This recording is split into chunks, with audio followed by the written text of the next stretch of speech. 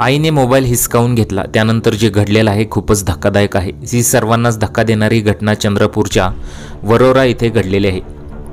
घटना काय आहे ते पाहण्यापूर्वी चॅनलला सबस्क्राइब केलं नसेल तर जरूर करा।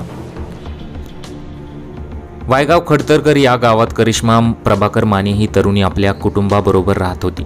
तिचं वय आहे अवघं 20 वर्षाचे। तिला ही सतत मोबाईलवर बोलण्याची सवय होती। शिवाय सतत मोबाईल हाताळणे हा तिचा छंद झाला होता। ती मोबाईल शिवाय एक क्षण राहू शकत नव्हती अशी तिची स्थिती झाली होती। मोबाईलच्या आहारी जाणे म्हणजे काय असतं हे करिश्मा म्हणजे एक उदाहरण होतं। तिच्या घरचेही तिच्या मोबाईल प्रेमामुळे नाराज होते। तिला त्याबाबत वारंवार सांगितलं जात होतं पण तिच्यात काही फरक पडत नव्हता। शेवटी करिश्माच्या आईने एक दिवस तिच्या हातातून मोबाईल हिसकावून घेतला। आईने मोबाईल हिसकावून घेतला याचा तिला प्रचंड राग आला। या रागाच्या भरातच तिने राहत्या घरातच आपली जीवनयात्रा संपवून टाकली। ही बाब घरच्यांनी पाहिल्यानंतर त्यांच्या पायाखालची जमीनच सरकली। त्यांना काय करावे हे समजले नाही। दरम्यान या घटनेची माहिती मिळताच शेगाव पोलीस घटनास्थळी पोहोचले। पोलीस अधिकारी योगेंद्र सिंग यादव यांनी या प्रकरणाचा तपास केलेला आहे।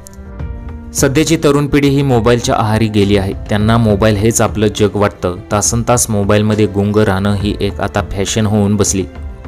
मोबाईल हातात नसले तरी चुकल्यासारखे वाटणारी ही आजची पिढी आहे। मोबाईलची सवय न लावून घेण्याची काही ट्रिक्स, आयडिया, कल्पना तुम्ही आम्हाला कमेंट्स बॉक्समध्ये जरूर कळवू शकता।